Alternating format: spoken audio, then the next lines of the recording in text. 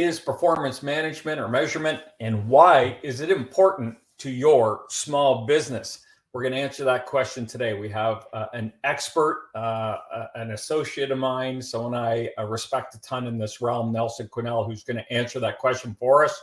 But before we get into that, I wanted to, last week we had a great show where I ranted about, is your business ready to implement technology from a people perspective? We got some good feedback on that. So if you want to go back and listen to that episode, you can check out our podcasts on Apple. We're on Spotify. We're on iTunes. I think we're on Google. We're all over the place.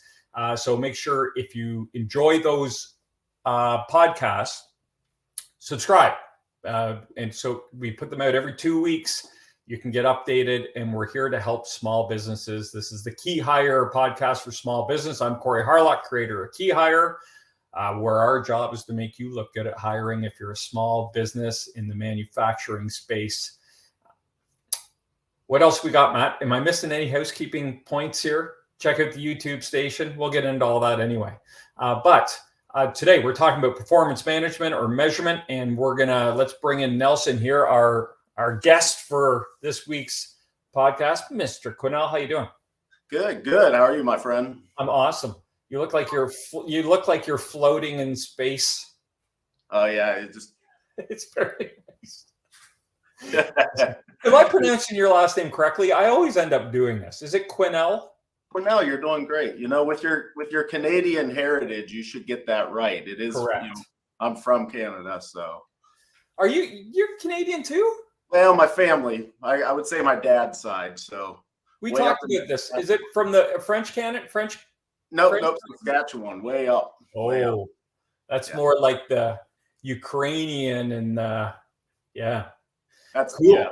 Yeah. Well, you and I, we've known each other for a little bit now. We met through Vistage. We're in the same Vistage group together, and I've always been super impressed with your take on efficiency, removing constraints. You have lots of education and training experience in lean management, Six Sigma, which I find is invaluable to any business that's looking to get from here to there. If they've hit a plateau in terms of, especially in manufacturing, or I guess it applies to any industry, right? Yep. But it's a critical tool in streamlining or making your business efficient to be able to produce more. Is that fair?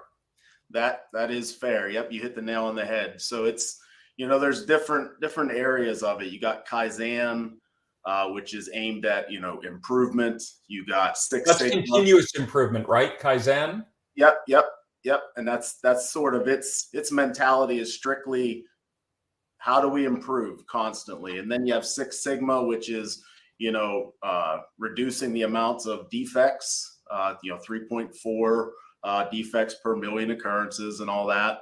Then you move into lean, which is, eliminating waste. And then you could just go down a rabbit hole from there. So I don't want to bore you. I get excited about this stuff, so I got to stay on task. I know you and I are the same. When people start talking about talent and hiring and building organizations, I get all geeky about it too. Today we wanted to talk about performance measurement. So kind of 30,000 foot view, what is performance measurement and why is it important?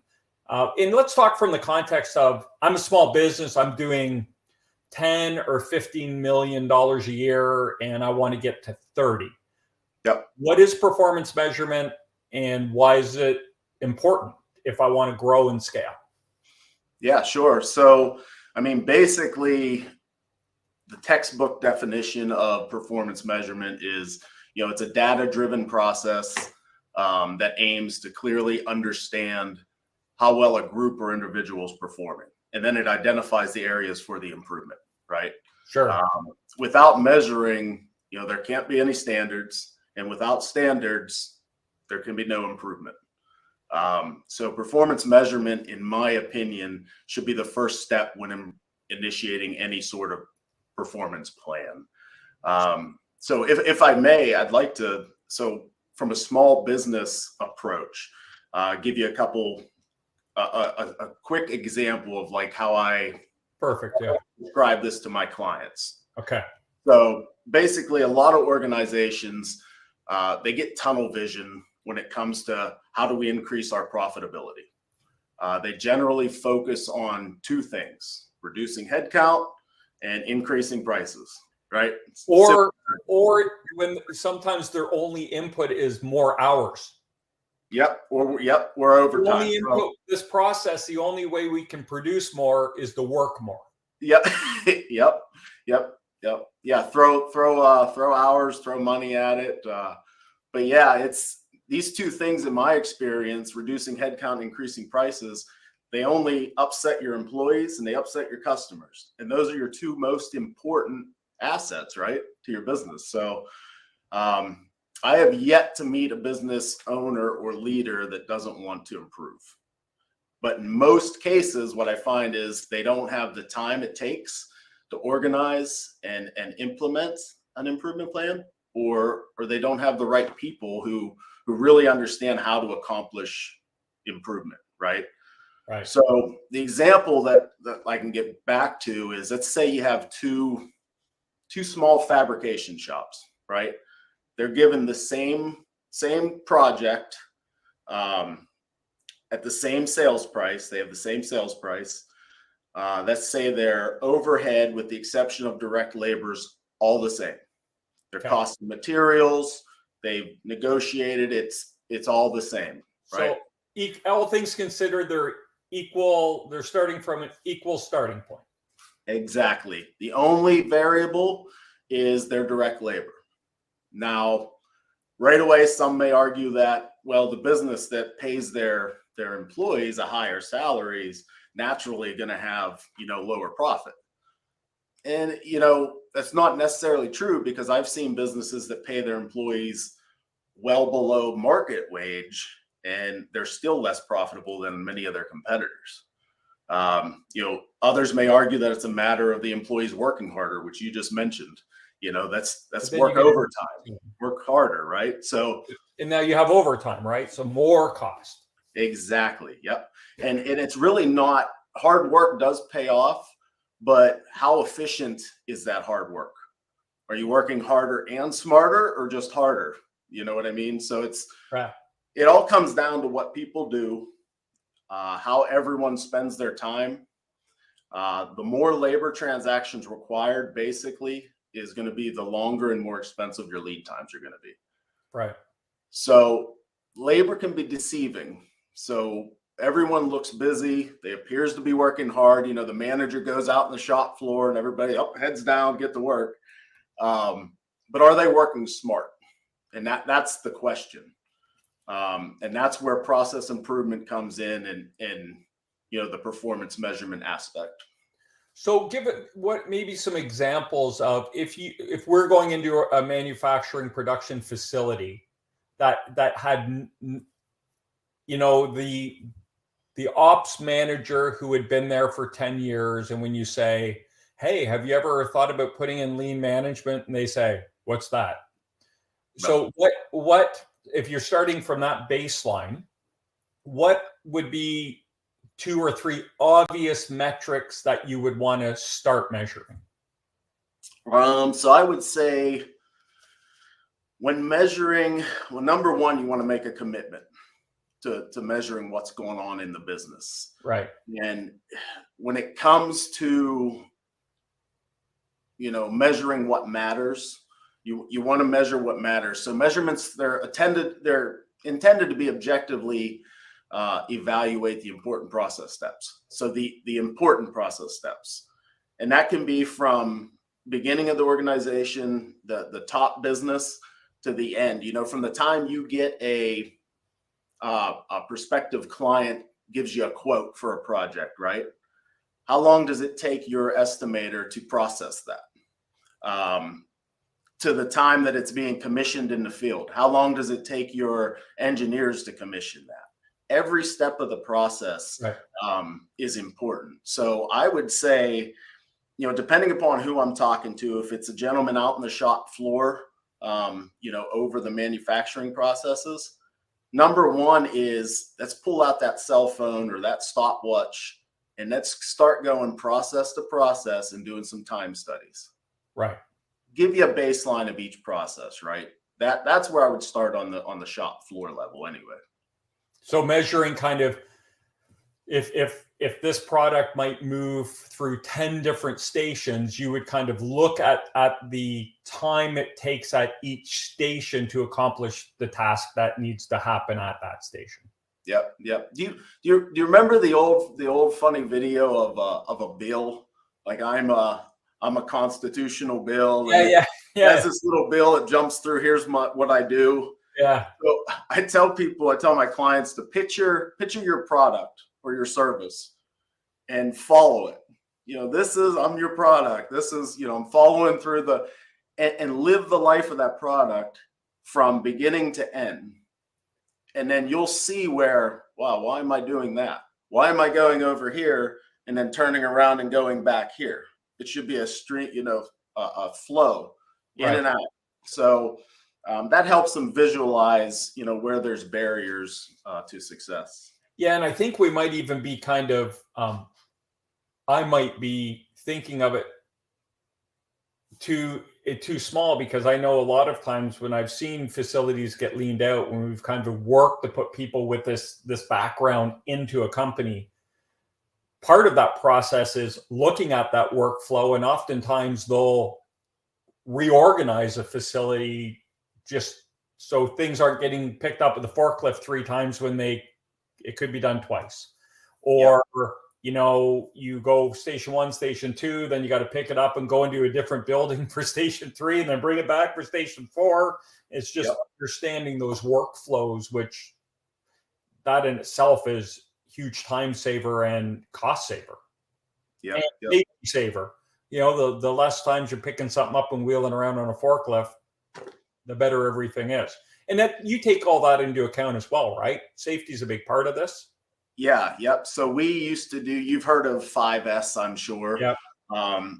We used to have, in the aerospace industry, when I was working in there, they had it 6S, and they added the 6th S for safety. Yeah. Some people do. That's right. Yeah. Safety is huge, and everybody by now should know that, but the costs of safety, can make or break, organizations. So yeah, safety is paramount. And, talking about the 5, 6S, after I establish a measurement, or I put performance measurement as, possibly the first step, often right behind that, when you initiate an improvement plan, especially on a shop floor, 5S, 6S, eliminate that, move stuff around. Like you said, standardize, sort, shine, sustain. It's very important to reduce steps. I had the very first memory of doing a sort of a 6 Sigma Kaizen lean task. I didn't even know I was doing that. I didn't know what 6 Sigma was. I was a junior level manager in a specialty metals place, the company that happened to have a big client pool of people that was in aerospace. So, quality, things like that were very, very important. But anyway, simple little task of eliminating steps from these guys going from a rack to get a piece of material. They were taking 17 steps to and from the rack.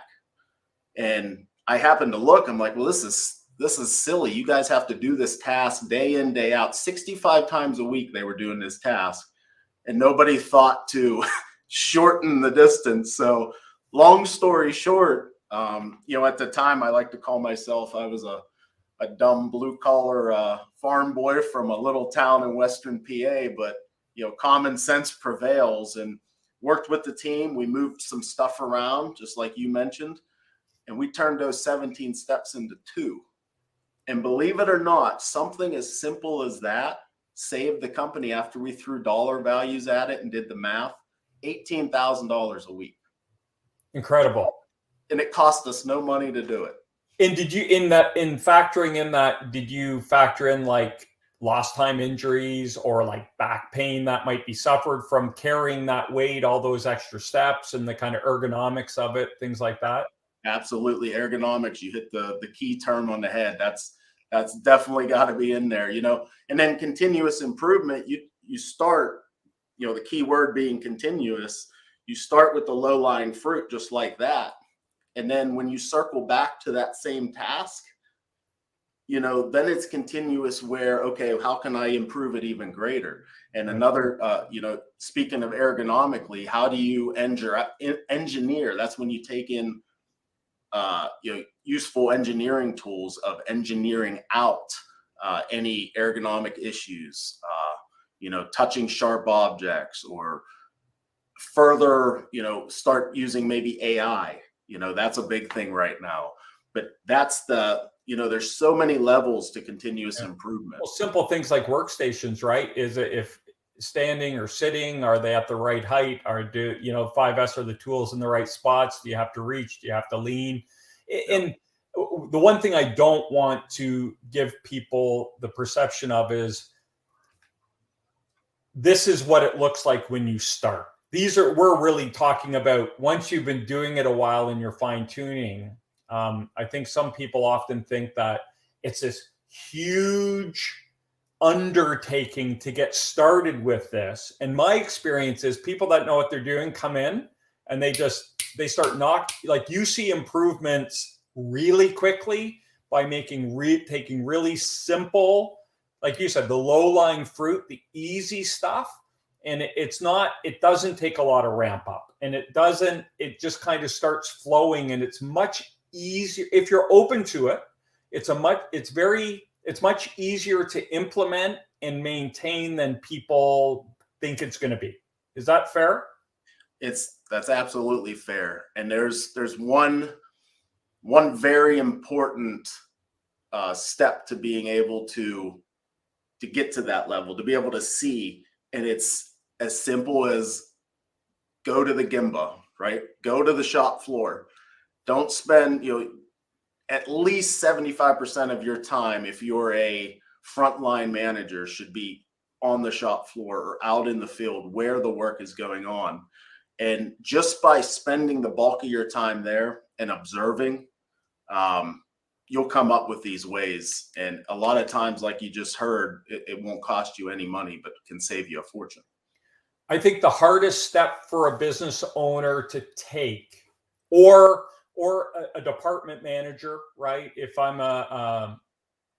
the director of operations, the hardest step to take is to leave well, that's not the way we do it here, and say, yeah, let's see how we can make this place better. It's the mindset that's the hardest transition in all of this. Yep. It's the culture. So, I like to liken it to, it's almost like, and I might be getting ahead of ourselves here, but some of the biggest mistakes that companies make when they start measuring performance, it's like a marriage. It's a commitment, right? Yes. So I like to think, let's say, so the early stage is, think of it as the first date.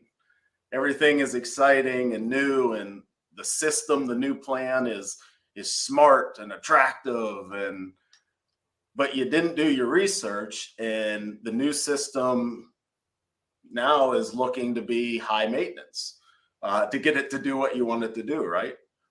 Or the new system seems to just go along with whatever you say and constantly compliments you. So it's, you're getting, you didn't do your legwork in the beginning, but you're blinded by that first date. And then you move to the honeymoon phase, right? So you decide to commit for the long haul. The new system and you are getting along, and you have so many plans for the future. But then one morning, you log on to the system to communicate, and it replies with a nasty error message because you failed to realize that it doesn't function well with all of your other methods of communication, right? So make sure your planning, phase is structured and vetted before saying I do, basically, before committing. Really vet out that program. And then, finally, I like to refer to the final error as the reality error, or error. So this is when the system and you've spent enough time together to know and accept each other's strengths and weaknesses, right? You're never going to have the perfect system for every situation. The system's doing their fair share and contributing to an improved lifestyle. But you never successfully integrated the system with the rest of the family or team. So not everybody's wanting to talk to it.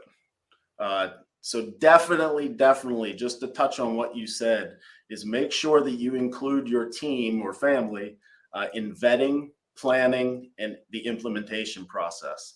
Everybody has got to accept it. It's got to be a culture change, not just a process change.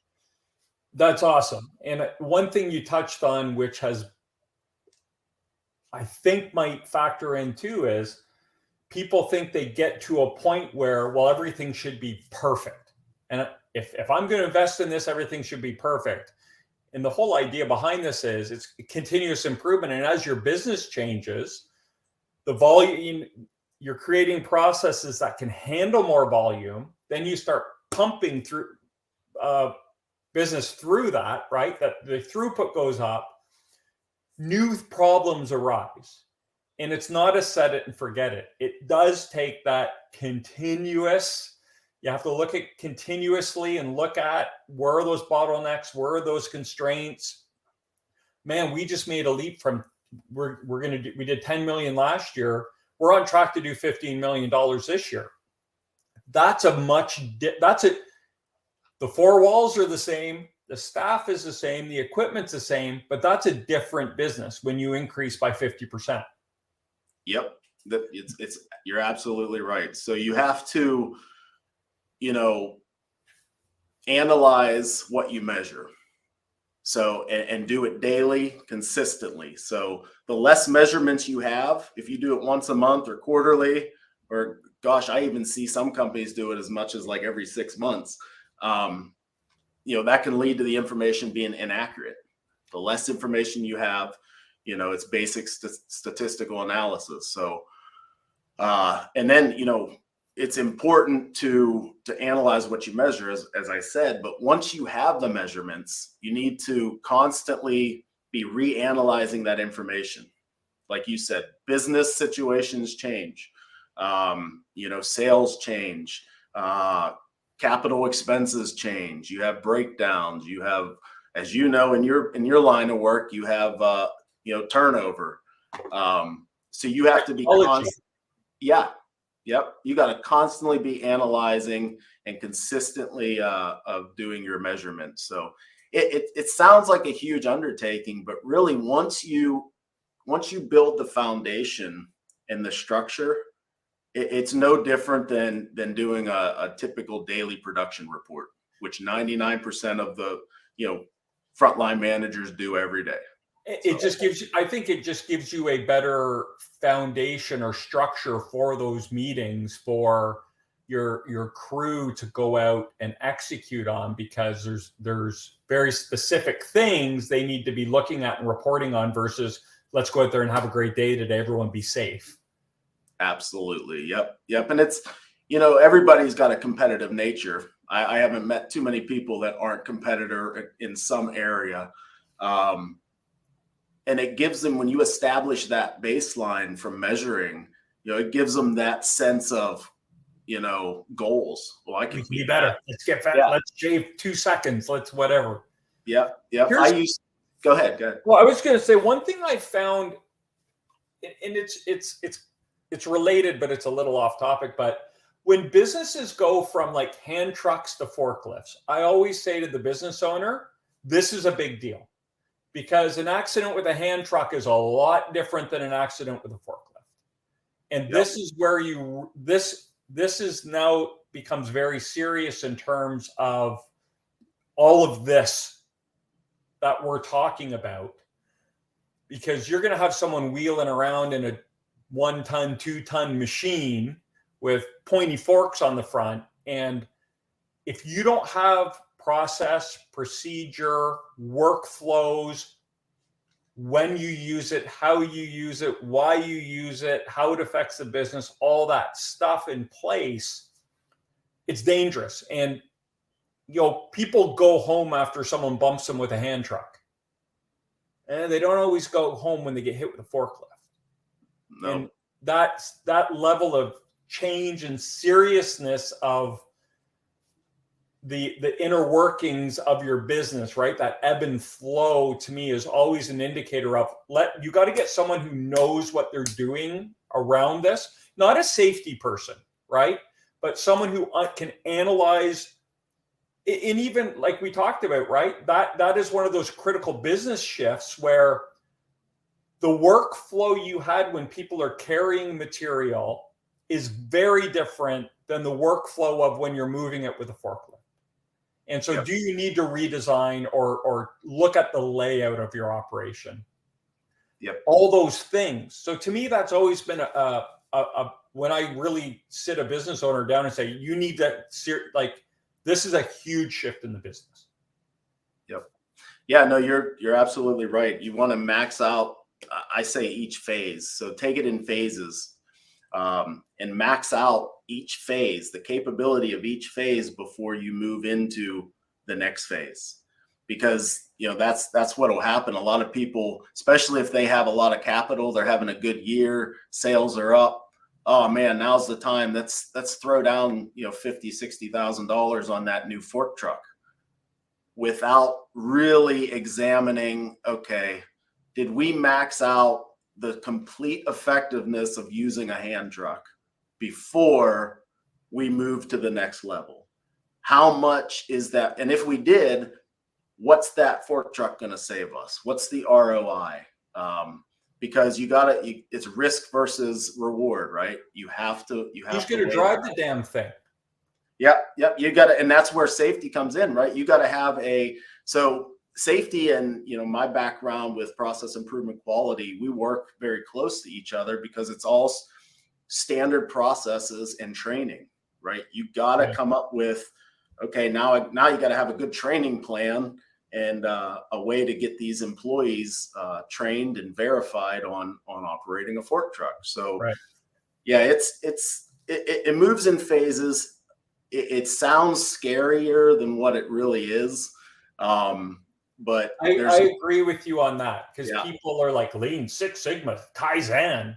We don't need any of that crazy voodoo in our business, but again, I'm going to support you 100% because I've been a part of hiring VPs of operation and directors of operation specifically to come in with Lean and Six Sigma Experience 5S to upgrade a facility to prepare them to grow, right? Or they have amazing, their revenues are climbing, their sales are climbing, and they're jammed up in that operation. And after we kind of do our initial diligence, and we're like, you need an operations leader who is versed in Lean Six Sigma, because that's how you're going to be able to handle your facility can handle more, your systems can't.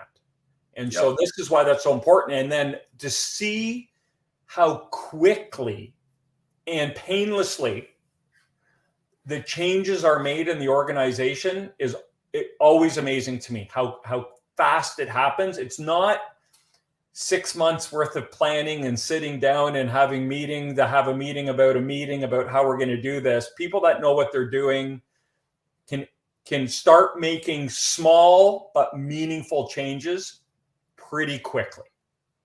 Yeah, almost immediately. Like you said, I have yet to be able to walk, and I've been doing this for nearly 2 decades, but there's people that's been doing it a lot longer than me. And even at my level, I can walk out on almost any shop floor and probably pick out a minimum of 3 areas that can immediately be improved upon at 0 to very little cost. Yeah, on day 1, hour 1, right? Like, I remember I had a client who we hired a VP of Ops to do this, and one of my favorite lines ever, he says to this guy, he says, hey, I'm not expecting you to make a lot of changes fast, but if you could start before lunch, that'd be great. But that week, like I check in on him and he's like, man, you should see what's going on in there. I'm like, wow, it's crazy. Okay, so we're moving on. So I'm listening to this and I'm thinking, that's me. I'm a small business manufacturer. We have sales aren't our issue.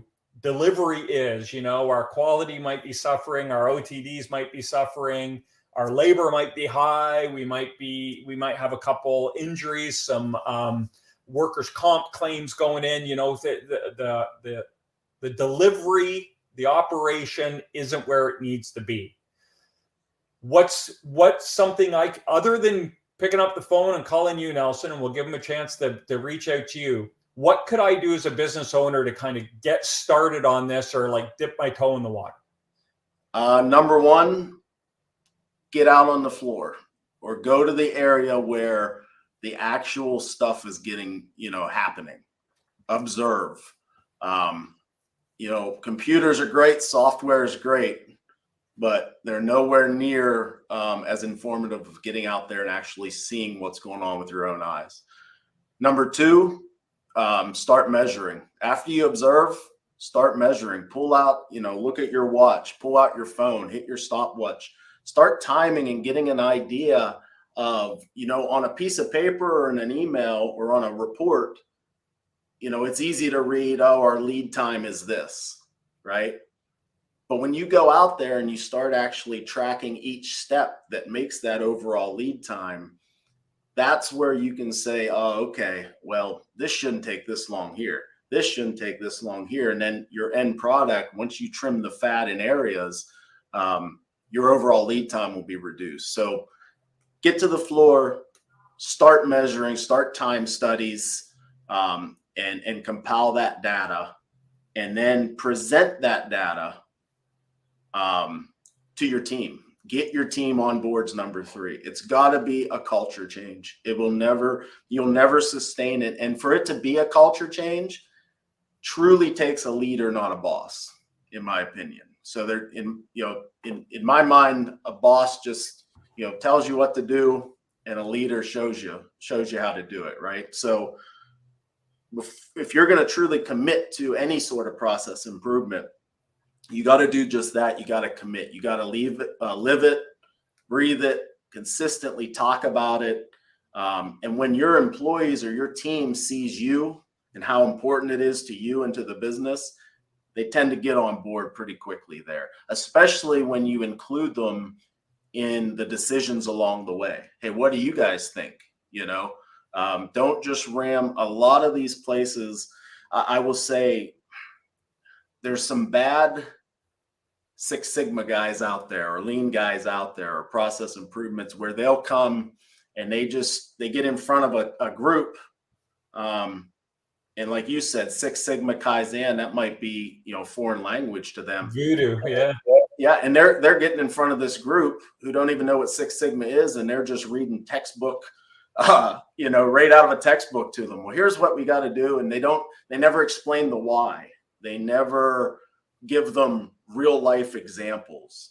And that's very important. I get more pushback on standardized processes than probably any other area, because a lot of people they've had horrible experience with SOPs or, SJPs, because they look at them as somebody just comes in, or a member of management who doesn't even do my job just writes up this instruction, and this is how I have to do my job now. And that couldn't be further from the truth of what a real standard procedure should be. A standard procedure should be, you have two guys, right? Let's say you have two maintenance mechanics. Chances are one of those maintenance mechanics will do the same task faster and better than the other one. You want to document what that one that does everything faster than better, you want to document how he does it.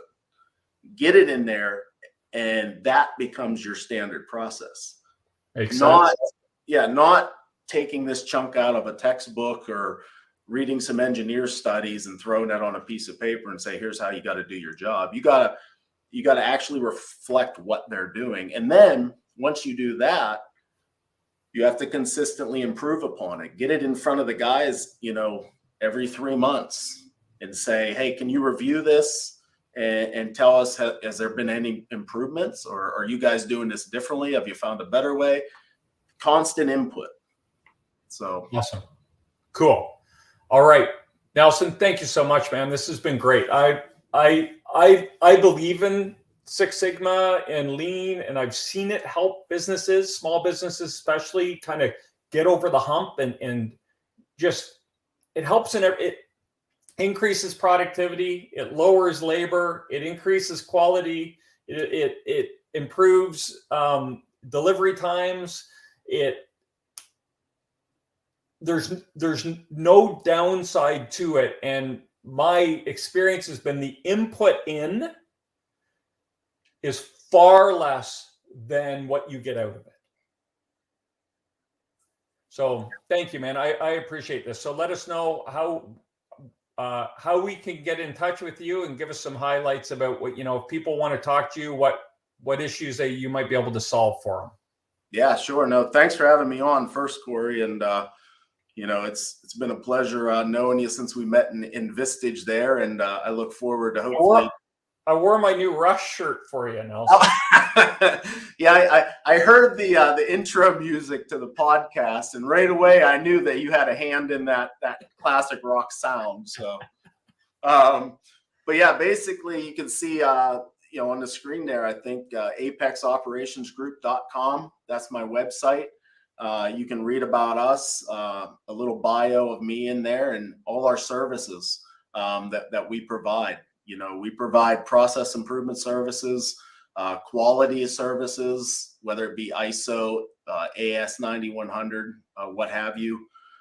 We also provide fractional leadership. So, if you're transitioning to hire somebody on board, we can fill that gap. If somebody leaves unexpectedly, we can fill that gap and help you find a successful full-time replacement. But yeah, you can reach me directly at my email, which is nelson@apexoperationsgroup.com, and ask me any questions. Email me day or night. I often like to offer 30-minute free consultations and meet people and help people.